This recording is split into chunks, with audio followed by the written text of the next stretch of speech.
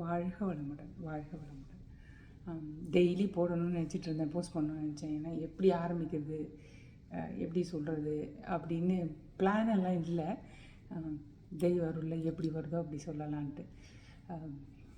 நன்னன்னு ஒருத்தர் இருப்பார். நான் வந்து படித்து முடிச்சுட்டு வீட்டில் இருக்கும்போது, அப்போ தான் எங்கள் அப்பா டிவியே வாங்கினார்.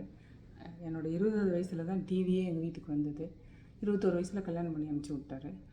அப்போ வந்து நன்னன்னு ஒருத்தர் வருவார், வயலும் வாழும்னோம். அதுக்கு முன்னாடியே எப்பயோ ஒன்று நாங்கள் எல்லா ப்ரோக்ராமும் பார்ப்போம். ஏன்னா அப்போ இருக்கிறது அந்த ஒரே ஒன்று தான், தூர்தர்ஷன். அதில் வந்து நன்னன்னு ஒருத்தர், அவர் வந்து எப்படி சொல்லி தருவார்னா, வேர்ட் பை வேர்டே சொல்லி கொடுத்துருவார் தமிழுக்கு, அதை எழுத படிக்கிறதுக்கு.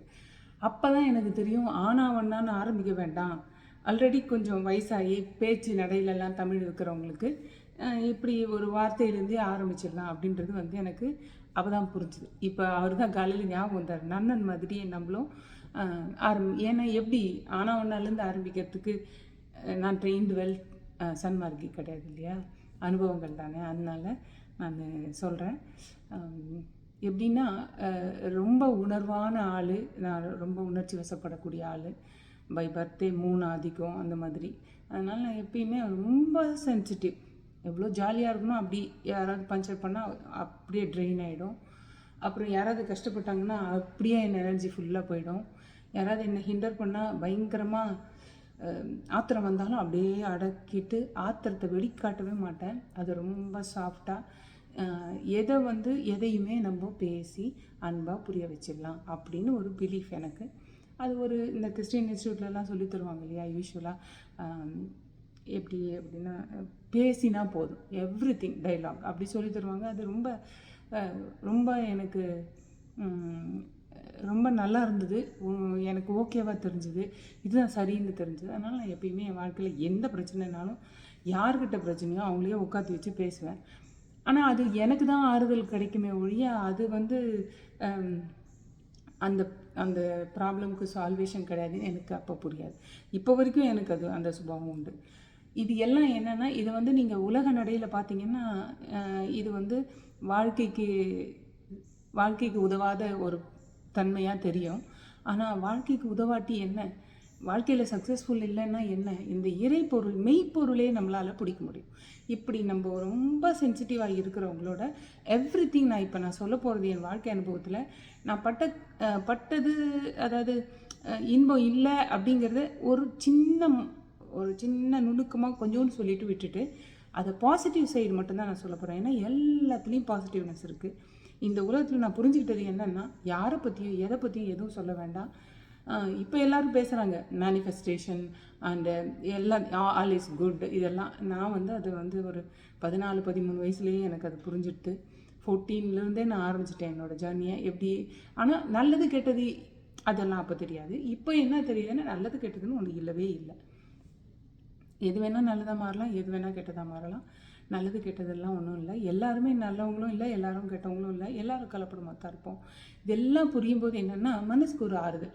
நமக்கு நடந்ததெல்லாம் நினச்சி நம்ம அதையே கிரைண்ட் பண்ணி என்ன சொல்யூஷன் கண்டுபிடிக்க போகிறோம். அப்படியே கண்டுபிடிச்சாலும் ஒரு மரத்தில் பூச்சி மருந்து அடிக்கிற மாதிரி தான். வேரில் என்ன பிரச்சனைன்னு பார்க்காம பூச்சி மருந்து அடித்து என்ன பிரயோஜனம்? அந்த மாதிரி தான் நம்ம பண்ணுற எல்லா செயலும் அப்படி தான். ஆனால் நீங்கள் சொல்லலாம், அதெல்லாம் நீங்கள்லாம் வாழ்ந்து முடிச்சுட்டு இப்போ சொல்கிறீங்க எங்களுக்கெல்லாம் அப்படின்னு. சின்ன பசங்களை பார்த்தீங்க நான் சொல்கிறேன்.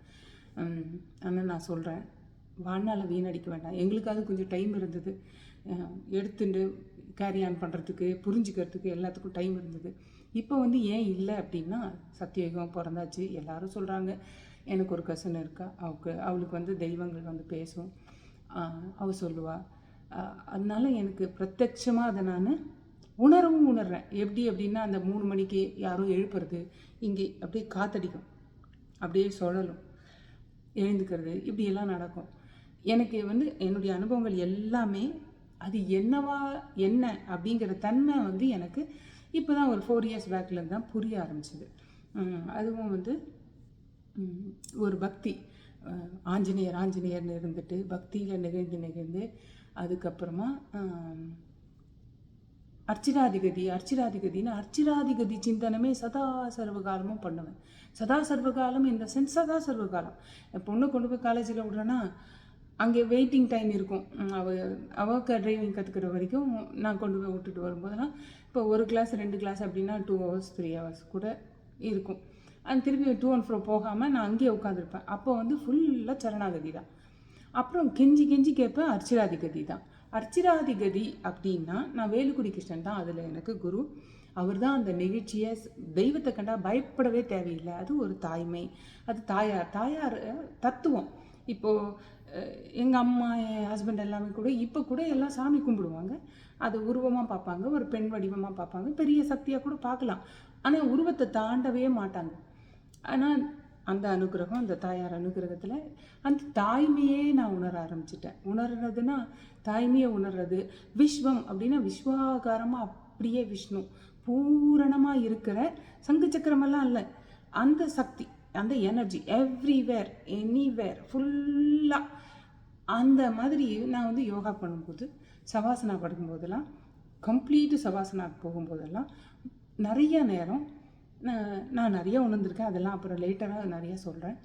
ஒரே மிட்டாய் இப்போவே சொன்னால் அது எனக்கு தெரியல எப்படி சொல்கிறதுன்னு கூட. ஒன்று ஃப்ளோட்டிங்காக ஃபீல் பண்ணுறது, எனர்ஜி உள்ளே போய் வெளியில் வர்றது நம்மளுக்கு உணர முடியுது அப்படின்னா விஸ்வாகாரமாக நம்ம வந்து இந்த பிரபஞ்சத்தை உணர்கிறோம் அப்படின்னு அர்த்தம். இந்த நிலை வந்து எனக்கு ரொம்ப வருஷம் முன்னாடியே நடந்துடுது. Out of the body experience. நான் வெளியில் போய் பெரிய பெரிய கதையெல்லாம் எனக்கு இல்லை. பட் ஆனால் எனர்ஜி உள்ளே வெளியில் போய் உள்ளே வந்திருக்கு, 2-3 தடவை வந்திருக்கு அந்த மாதிரிலாம். அப்போ அதெல்லாம் என்னன்னு எனக்கு தெரியாது. அப்போல்லாம் நான் வந்து என்ன சொல்கிறது, ஆஞ்சநேயர் தவிர வேறு ஒன்றும் கும்பிடாததுனால எல்லாத்துலேயும் ஆஞ்சநேயர் தான். எந்த சாமியை பார்த்தாலும் முருகா ஆஞ்சநேயா, மகாலட்சுமி தாயே ஆஞ்சநேயா, மீனாட்சி அம்மா ஆஞ்சநேயா, இப்படி எல்லாத்தையும் ஒன்றா பார்க்குறதுக்கு அப்போவே கற்றுண்டாச்சு. நான் காலேஜ் படிக்கும்போதே எல்லாத்துலேயும் ஆஞ்சநேயர் தான். ஸோ நான் டைரி எழுதுகிற பழக்கம் கூட உண்டு எனக்கு. அதில் வந்து நான் எனக்கு இப்படி நடந்து, நான் இவ்வளோ கஷ்டப்பட்டேன், இப்படியெல்லாம் நான் எதுவுமே எழுத மாட்டேன். அதெல்லாம் மனசில் ஓடும். ஆனால் ஜெய் ஆஞ்சநேயான்னு எழுதுவேன். அந்த அதை தவிர நான் ஒன்றும் இப்போ என் டைரி யாராவது எடுத்து படிக்கணுன்னா ஒன்றும் படிக்க முடியாது. என்னுடைய ஃபுல் ஆஃப் இமோஷன் எக்ஸ்ப்ரெஷன்ஸ் எல்லாமே அந்த ஜெய் ஆஞ்சநேயாக்குள்ளே போட்டுட்டு எழுதிடுவேன். அப்படி தான் எழுதுவேன். ஸோ இந்த சுபாவத்தினால சுயபாவம் இது ரியலாக வந்து பை பர்த் எனக்கு ரொம்ப ரொம்ப சென்சிட்டிவான ஆள்.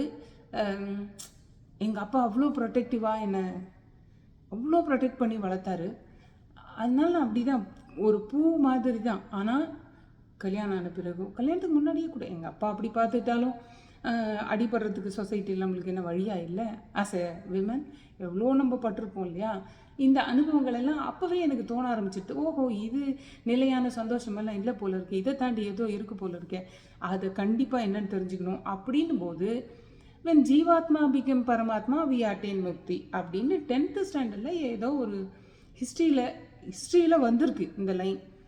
இது ரொம்ப கேப்டிவேட்டிங். நான் நல்லா படிக்கவே மாட்டேன், ஆக்சுவலாக படிக்கவே மாட்டேன். ஆனால் அதாவது ஒரு விஷயம் நடந்ததுன்னா அதை பற்றியே யோசிச்சுட்டே இருக்கிறது, அடுத்த பிரச்சனை வர வரைக்கும் அதை யோசிக்கிறது. இப்படி ஒரு சுபாவம் இருந்தது.